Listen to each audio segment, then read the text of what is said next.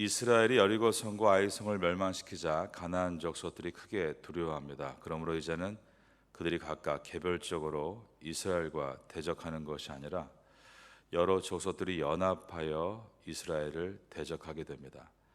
오늘 본문의 첫 절인 여호수아 9장 1절과 2절을 보면 이일 후에 요단 서쪽 산지와 평지와 레바논 앞 대연안에 있는 헷사람과 아모리 사람과 가나안 사람과 브리스 사람과 히윗 사람과 여부스 사람의 모든 왕들이 이 일을 듣고 모여서 일심으로 여호수아와 이스라엘에 맞서서 싸우려 하더라. 일심으로 여호수아와 이스라엘과 맞서서 싸우려 했다라고 되어 있습니다. 이 족속들은 평소에는 서로 으르렁거리고 다투던 관계입니다. 그런데 이스라엘이라는 공통의 적이 생기자 공통의 이해관계, 공통의 이익을 챙기기 위해서 비열하게 서로 야합을 벌였다는 것입니다. 마가복음 3장에도 예수님이 안식일에 회당에서 손 마른 사람을 고치셨을 때 바리새인들과 헤롯 당원들이 예수를 죽이고자 의논하고 죽이기로 결의했다라고 기록합니다. 원래 헤롯 당과 바리새파는 평소에는 입장이 완전히 반대인 사람들입니다. 바리새파와 사두개파도 입장이 대립관계에 있었습니다. 그런데 이들이 함께 연합해서 몰려와 예수님을 시험하기를 세금을 가이사 황제에게 내는 것이 옳은가 그른가, 이 두 가지 선택은 어떤 것을 대답하셔도 예수님을 궁지에 몰 수 있는 질문이었습니다. 이 질문을 해서 그들은 야합해서 예수 그리스도를 죽이는 일에 하나가 되었던 것입니다. 세상의 일이 다 그렇습니다. 내가 바르게 살려고 하면, 교회가 바르게 서려고 하면 악한 세력들은 성도인 나와 그리고 교회를 공격하기 위해서 야합하는 것입니다. 이렇게 눈에 보이게 정면으로 우리에게 대적하는 악한 권세가 있습니다. 모여서 일심으로 여호수아와 이스라엘에 맞서서 싸우려 하더라. 그런가 하면 꾀를 내어 우리를 속이면서 눈에 보이지 않게 우리를 잠식해오는 어둠의 권세도 있습니다. 3절과 4절을 보겠습니다. 기브온 주민들이 여호수아가 여리고와 아이의 행한 일을 듣고 꾀를 내어 사신의 모양을 꾸미되 헤어진 전대와 헤어지고 찢어져서 기온 가죽 포도주 부대를 나귀에 싣고, 기브온 주민들이 꾀를 내서 속임수로 이스라엘 내부로 침투하려 하고 있었습니다. 어떤 의미에서는 눈에 보이게 외부로부터 공격해 들어오는 것보다 이 기브온 주민들과 같이 눈에 보이지 않는 속임수로 은밀히 잠식해 들어오는 것이 훨씬 더 막아내기 어려운 까다로운 공격이라고 말할 수 있습니다. 이 기브온 주민들이 얼마나 교묘합니까? 지금 사기를 치고 있는 것입니다. 가나안 땅 사람들이 아닌 척 아주 멀리서 온 척하기 위해서 헤어진 전대를 막 긁어서 헤어지게 만들고, 헤어지고 찢어져 기운 가죽 부대도 막 지저분하게 찢어서 마치 오랜도 여행한 것처럼 그렇게 사기로 거짓말로 나귀에 싣고 오는 것이었습니다. 자신들을 불쌍하게 보여서 인간적인 감정을 끌어내기 위해서입니다. 거짓말하는 것이죠. 완전히 사기를 치고 있는 것입니다. 노골적으로 거짓과 미혹을 저지르는 것입니다. 5절과 6절을 보겠습니다. 그날에는 그 발에는 낡아서 기운 신을 신고 낡은 옷을 입고 다 마르고 곰팡이가 난 떡을 준비하고 그들이 길갈 진영으로 가서 여호수아에게 이르러 그와 이스라엘 사람들에게 이르되 우리는 먼 나라에서 왔나이다. 이제 우리와 조약을 맺읍시다 하니, 6절에 보면 자기들이 먼 나라에서 왔습니다. 거짓말을 하고 있습니다.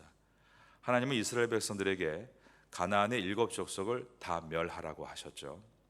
그러자 이 히위 족속은 헤어진 전대와 옷과 신발과 오래돼서 쉰내가 나는 음식을 준비해서 자신들은 가나안 사람이 아니라 저 멀리서 이스라엘의 위대함을 듣고 이스라엘에게 자기의 족속을 위탁하기 위해 온 척 거짓말을 한 것입니다. 이들이 와서 다짜고짜 이스라엘과 조약을 맺자고 하니까 이스라엘 백성들은 우리가 무슨 조약을 맺을 수 있겠는가라고 묻습니다. 7절입니다. 이스라엘 사람들이 히위 사람에게 이르되 너희가 우리 가운데에 거주하는 듯하니 우리가 어떻게 너희와 죄악을 맺을 수 있으려 하나. 그러자 회의 족속은 우리는 당신의 종입니다라며 듣기 좋은 말로 부추기는 것입니다. 8절입니다. 그들이 여호수아에게 이르되 우리는 당신의 종들이니이다 하며 여호수아가 그들에게 묻되 너희는 누구며 어디서 왔느냐 하니 자기들은 아주 먼 곳에서 왔는데 너무 위대한 이스라엘이라는 나라가 이곳에 왔다는 소문을 듣고 자기들의 처지를 위탁하기 위해서 온 것입니다. 이렇게 아첨의 말을 이어갔습니다. 9절부터 13절을 쭉 보겠습니다. 그들이 여호수아에게 대답하되 종들은 당신 하나님 여호와의 이름으로 말미암아 심히 먼 나라에서 왔사오니 이는 우리가 그의 소문과 그가 애굽에서 행하신 모든 일을 들으며 또 그가 요단 동쪽에 있는 아모리 사람의 두 왕들 곧 헤스본 왕 시온과 아스타롯에 있는 바산 왕 옥에게 행하신 모든 일을 들었음이니이다. 그러므로 우리 장로들과 우리나라의 모든 주민이 우리에게 말하여 이르되 너희는 여행할 양식을 손에 가지고 가서 그들을 만나서 그들에게 이르기를 우리는 당신의 종들이니 이제 우리와 죄악을 맺읍시다 하라 하였나이다. 우리의 이 떡은 우리가 당신들에게로 오려고 떠났던 날에 우리들의 집에서 아직도 뜨거운 것을 양식으로 가지고 왔으나 보소서 이제 말랐고 곰팡이가 났으며 또 우리가 포도주를 담은 이 가죽 부대도 새 것이었으나 찢어지게 되었으며 우리의 이 옷과 신도 여행이 매우 길었으므로 낡아졌나이다 한지라. 세상은 이렇게 성도를 속이고 기분을 띄우며 성도의 심령 속에 잠식에 들어오려고 하는 어두움들이 존재하고 있습니다. 우리는 그러므로 나를 칭찬해주고 나를 높이는 아첨의 소리를 들을 때 하나님께 엎드려 기도해야 합니다. 하나님, 제가 지금 듣는 소리가 진실입니까? 아니면 거짓입니까? 하나님께 묻는 가운데 하나님께서 주시는 지혜를 들어야 하는 것입니다. 그런데 이스라엘 백성들이 휘이 족속이 거짓말을 하는 정도가 아니라 완전히 사기를 치고 있는 이 아첨의 말을 하고 있을 때 이 문제를 하나님 앞에 가지고 나가 물어보지 않은 것입니다. 14절입니다. 무리가 그들의 양식을 취하고는 어떻게 할지 여호와께 묻지 아니하고 이스라엘이 하나님의 뜻을 구하지 않고 그들의 거짓과 사기의 말만 듣고 화친 조약을 맺은 것입니다. 15절입니다. 여호수아가 곧 그들과 화친하여 그들을 살리리라는 조약을 맺고 회중 족장들이 그들에게 맹세하였더라. 이런 모습들이 혹시 우리에게 있지 않는가를 돌아봐야 합니다. 하나님께 묻지 않고 하나님께 지혜를 구하지 않고 그 결과 하나님께서 주시는 지혜와 은혜의 결정을 얻지 못하고 내 스스로 결정하고 그 결과로 고통이 찾아오는 일들이 우리에게 얼마나 반복되었습니까? 오늘 본문에 나오는 이스라엘 백성들의 지도자들인 여호수아와 이스라엘 장로들의 성급한 결정은 어쩌면 우리들의 모습일 것입니다. 더 기도했다면 그 길로 가지 않았을 겁니다. 더 기도했다면 반드시 주님 우리에게 바른 선택의 지혜를 주셨을 것입니다. 분명히 히위 족속이 이스라엘을 속였습니다. 그래서 이스라엘 백성은 이렇게 말할 수 있습니다. 우린 억울합니다. 상대방이 나를 속였기 때문입니다. 나를 속인 그 사람은 분명 나쁜 사람입니다. 그러나 성경은 말씀합니다. 그렇게 상대방을 탓하면서 자기는 잘못이 없다고 말하는 것은 변명이다. 내가 하나님께 묻지 않은 잘못은 왜 고백하지 않느냐? 상대방이 나를 속였습니다. 저 사람이 잘못입니다. 저렇게 하는데 속아 넘어가지 않은 사람이 누가 있겠습니까? 그런데 분명 그 속에 우리의 욕심도 들어있었다는 것입니다. 이스라엘 백성들의 히위 족속들이 자신들을 떠받쳐주고 그리고 자신들을 위해 살겠다는 말에 그들의 욕심이 기운 것입니다. 얼마나 편했겠습니까? 자기들을 위해서 장작을 패주고 자기들을 위해서 도로를 닦아준다고 하면 얼마나 좋은 일이겠습니까? 이와 마찬가지로 우리가 실패했던 과거의 일들을 돌아볼 때 보기에 좋았고 그것을 받고 싶었고 챙기고 싶었던 욕심이 있어서 시작됐던 일들이라는 것을 부인해서는 안 되는 것입니다. 우리는 상대방을 탓하면서 자기가 잘못한 것에 대해서 변명하는 데 급급한 것이 아니라 우리가 알게 모르게 불의한 것을 취한 것은 없는가?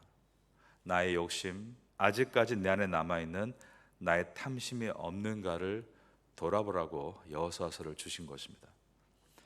결혼을 하거나 자녀를 결혼시키거나 직장을 잡거나 어떤 사업을 시작하거나 그 인생의 터닝 포인트에서 우리가 얼마나 쉽게 쉬운 길을 선택하고 갔는가에 대해서 우린 돌아봐야 합니다. 나를 부추기는 말로 접근하고 연민과 같은 감정으로 접근하고 또 물건으로 접근할 때 하나님께 여쭙지 않고 내 의미대로 결정한 것들이 없는가를 돌아보고 있다면 우리는 회개해야 하는 것입니다. 회개는 repent, 돌이키는 것입니다. 남을 탓해서는 해결될 것이 별로 많지 않습니다. 사람은 해결해줄 능력이 없기 때문입니다. 그러나 우리가 진심으로 하나님 앞에 회개하면 새로운 출발을 할 수 있습니다. 왜냐하면 주님은 능력이 하나님이시기 때문입니다. 이스라엘의 지도자들의 잘못된 결정을 반면 교사 삼아서 이것이 우리의 모습인 것을 깊이 참회하고 회개함으로 우리는 다시 시작해야 하는 것입니다.